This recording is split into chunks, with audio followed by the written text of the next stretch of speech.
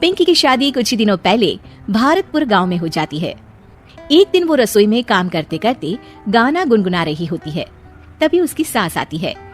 बिजली गिराने मैं हूँ आई, कहते हैं मुझको हवा हवाई, हवा हवाई, वी वी वी वी वी। ओहो, हवा हवाई मैडम, कहीं उड़ मत जाना हवा से। अरे मम्मी जी, उड़े मेरे दुश्मन। आप बताओ, कुछ काम था क्या? हाँ, काम तो था। हमारे पड़ोस वाले गांव में उषा रहती है ना, उसने कुछ सामान बोला था मुझे लेकर जाने को। अब मेरे घुटनों में हो रहा है दर्द, तो तुम ही पहुंचा दो ना बहू ये सामान। अरे वाह, इतने सुहाने मौसम में घर से बाहर निकलने को मिल रहा है, मजा आ जाएगा। ये लो बेटा, ध्यान से जाना और लौटते वक्त उस गांव के कुल देवता के मंदिर में भी माथा टेकाना। हाँ हाँ मम्मी जी, जैसा आप कहें। पर ये सब करने के लिए थोड़ा सा खर्चा पानी मिल जाता तो। अरे पानी तो तुम्हें उषा पिला देगी, और खर्चा तुम ज्यादा करना मत, ठीक है बहू? जाओ, शाम तक घर लौट आना, ठीक है बहू रानी? सास वहाँ से चली जाती है और पिंकी पड़ोस वाले गांव में पहुँचती है और उसे कुल देवता का मंदिर दिखाई देता है। पहले मंदिर होकर आऊं कि सामान देकर आऊं?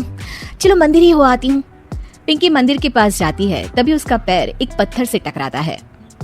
हाय रो, मर गई रे। पिंकी देखती है कि वो पत्थर चमक रहा होता है। पिंकी वो पत्थर उठा लेती है। अरे, ये पत्थर तो चमक रहा है। वो पत्थर देख ही रही होती है कि तभी उसे एक आवाज सुनाई देती है। दन दना दन दन दन दन, जो तेरा मन चाहे तू बन। अरे, ये आवाज कहाँ से आ रही है? जो तेरे हाथ में पत्थर है, उसी में से बोल रहा हूँ मैं पिंकी। ये पत्थर है जादुई, और ये लगा है तेरे हाथों में, तो ये हुआ तेरा। अब तू जिसके रूप में आना चाहे आ सकती है। ये पत्थर हुआ तेरा। दन दना दन दन दन दन। क्या सच में ये जादुई पत्थर मेरा हुआ? अरे वाह वाह वाह वाह। पिंकी अपना काम खत्म करके घर आती है और उसकी सास रसोई में काम कर रही होती है।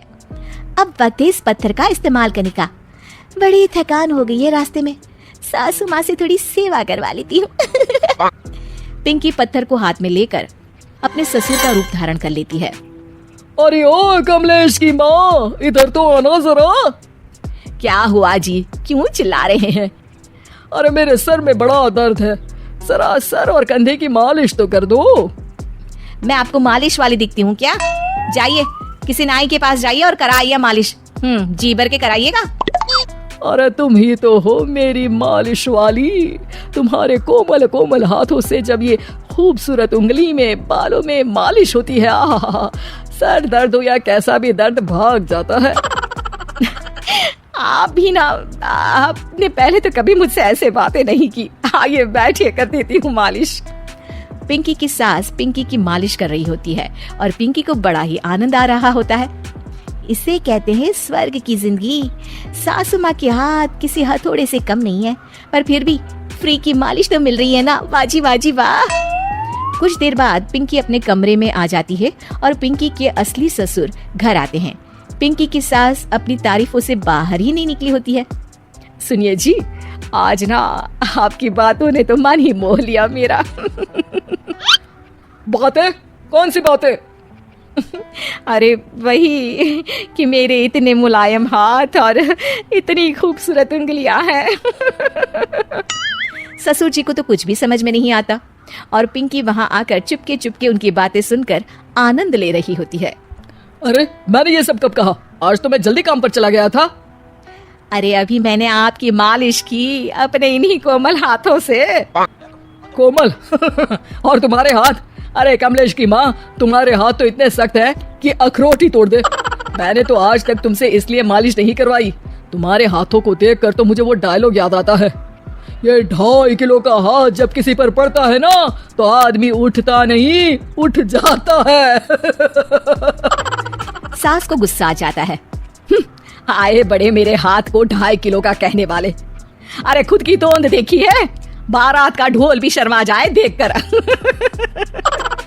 पिंकी उन दोनों की बातों से हंसी रही होती है कि तभी वहां कमलेश आता है और वो बहुत परेशान होता है। मैं तो लूट गया। अरे क्या हुआ कमलेश? दुकान में कल वो गुंडा जग्गू दादा आए थे और धमकी देकर गए हैं कि 1 लाख का हफ्ता देना पड़ेगा, नहीं तो मेरी दुकान तोड़ देंगे। सभी चौंक जाते हैं। क्या पिंकी अपने पति कमलेश को जग्गू दादा से बचा पाएगी?